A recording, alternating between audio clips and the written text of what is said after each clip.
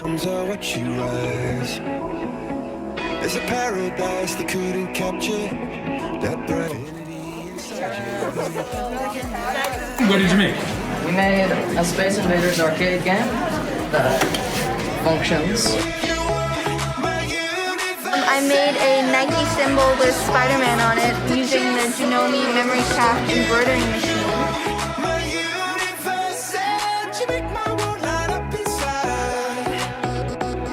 You are my universe, and I just want to put you. Hi, my name is Hannah Miles, and I'm one of the science teachers working in the STEAM program. This is an interdisciplinary and inquiry-based program that we offer here at Fox. In this program, we develop, explore, solve, build, create, and students can achieve accelerated and honors credits.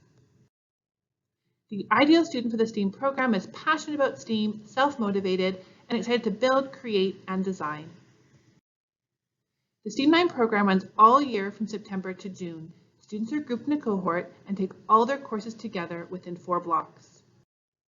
Students also have the option to continue the program in grades 10 through 12. This program also runs all year. If you're interested in learning more, please join us at Meet the STEAM Teachers on Zoom Wednesday, January 26th at 6:30 p.m.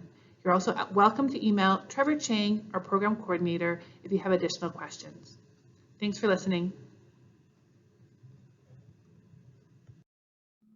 Hi, my name is Edward Chuka, and I'm one of the STEAM teachers down here in our state-of-the-art makerspace, where you can see a lot of the things that we've made with our 3D printers and our laser cutter, along with our vinyl cutter, CNC router, an embroidery machine. We've got lots of stuff down here.